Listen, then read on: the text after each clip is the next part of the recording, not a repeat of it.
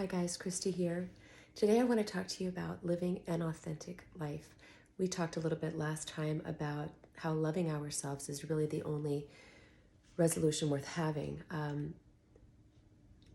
most important way to love yourself is by living authentically.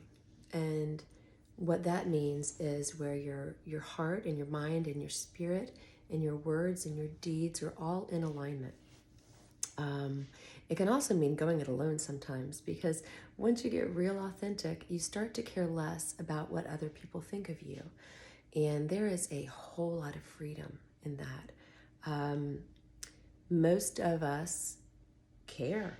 We want to be liked. We check our social media to see how many people liked what we posted or what we said or a picture of us or so forth.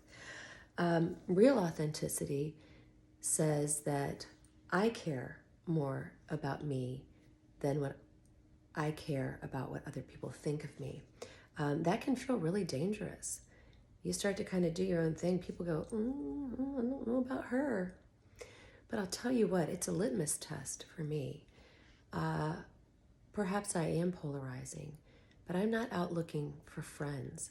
I am looking to live an authentic life that rings true to my spirit. Now, that means taking great chances sometimes. It means looking foolish to other people. It means quitting that very high-paying corporate job that I used to have and people going, what on earth is she doing? But I knew in my heart that that would eventually kill me. So I started a greeting card company and didn't know how to do anything like a graphic designer, but I did it anyway. I started Morph. I had never sewn before. Doing things that tug on your spirit is how you start to live authentically. So if there's something on your spirit, like there is something on my shirt, listen to it. Start to reduce the space of fear and action.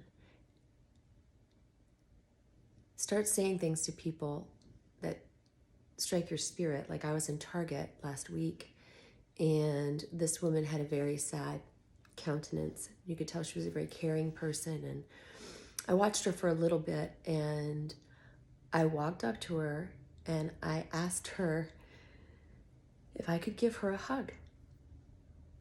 And she looked at me like, I'm sorry, what did you say? And I said, you look like a very caring person that could use a hug. Can I give you one? And she said, well, sure. I put my arms around her and I held her. And then she put her arms around me and didn't want to let go. Now that sounds crazy to people, right? Like, what? What did you just say? What did you just do? I listened to my heart, and I listened to my heart, and for me, to God, above all else. I could care not what people think of me. And I know that seems counter to all of this social media stuff and whatever, but the truth is, I am the only person that has to care about what I think of me, not anybody else. And so sometimes that means authenticity can leave you feeling a little alone. Your tribe of people or whatever that you have around you might not recognize you a little bit, and that's okay. There's going to be a handful that will. And when you live authentically, it gives permission to other people to do the same, to start taking chances, to live from their hearts, to go out on a limb, to pick up a guitar and learn to play something that they've never played before. Don't be afraid to go it alone, because then you find your real tribe. Not just the ones who are, invite you to the party because they have to or whatever. I remember a story. My friend was like upset that she didn't get invited to some event, and was telling me that she thought it was because she has a special needs son or whatever, and maybe that's why she wasn't invited. And I thought, like, who on earth would want to be friends with someone who wouldn't invite you to a party because you are a special needs mom?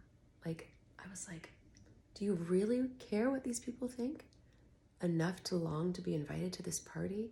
Screw those people. And that's when you find your real tribe. When you live authentically and you stop catering to other people and living small, you start taking chances that to others might seem crazy, but to you seem crazy not to take. So anyway, start listening to those little heart tugs, those little pulls. Make a choice every day to listen to you first. You might be a single mother, you might have divorces behind you, or lost jobs, or a drug addiction, or whatever. You are those things, and that is your story that you should never be ashamed of, but you are not those things either. You are deeper. You're a child of God.